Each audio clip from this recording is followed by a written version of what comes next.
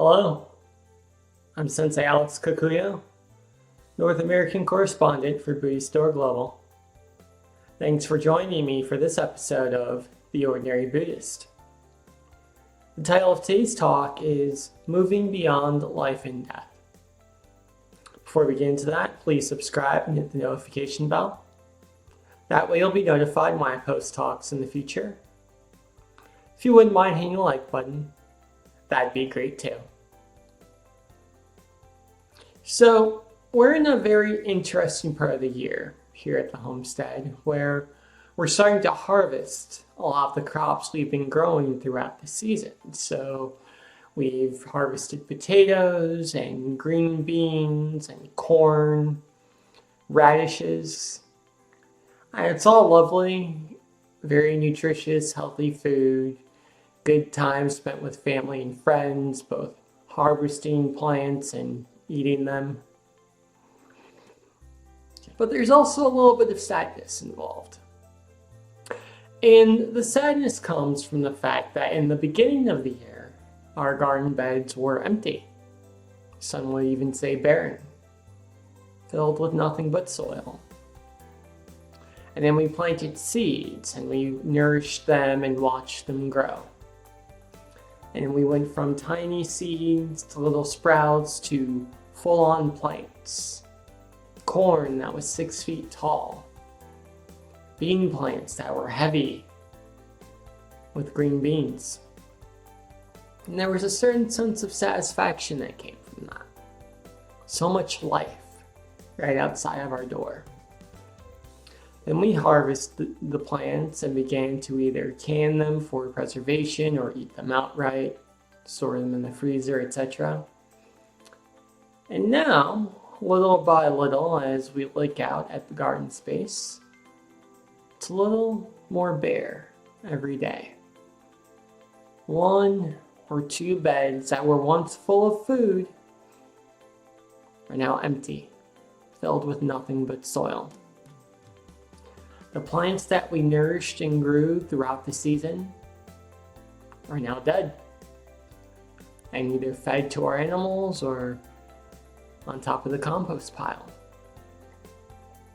Thus, what we find here on the homestead is a microcosm of the cycle that we all experience: life and death. The sutras tell us that we are with nature to be born, to grow old, to get sick, and to die.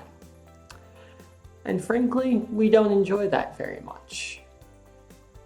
The growing's not so bad, but the getting old part isn't great, and the dying, definitely not.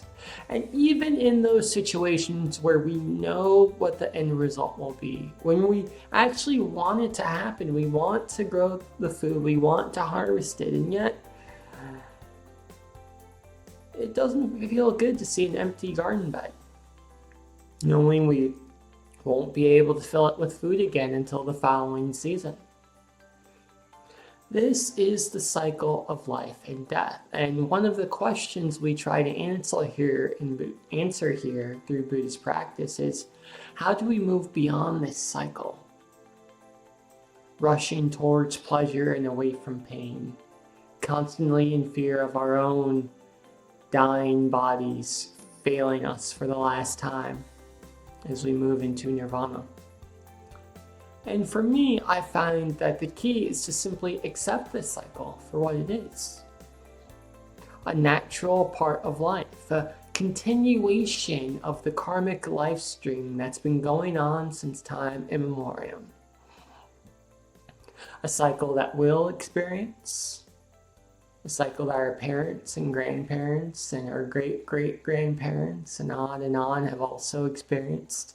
A cycle that every living thing will go through. To be born, to grow old, to get sick, and to die. If we practice acceptance towards this cycle of life instead of fighting it, then we're actually able to see and appreciate the moments of joy that live within it. If we understand that the natural course of events for a corn stalk is to grow nice and tall until the day it's meant to be harvested, then yeah, there's a bit of sadness when that day comes and the garden bed is empty, but there's also joy that we got to experience growing the cornstalk, harvesting it, tasting the food that came from it. And there's also more joy in the understanding that we'll get to do it again the following year. And so it is with our own human lives, the understanding that just like the corn, we eventually will come to an end. But that end will only be the beginning of a new life stream. One that will be more interesting and more innovative than we could ever imagine. Amitabha.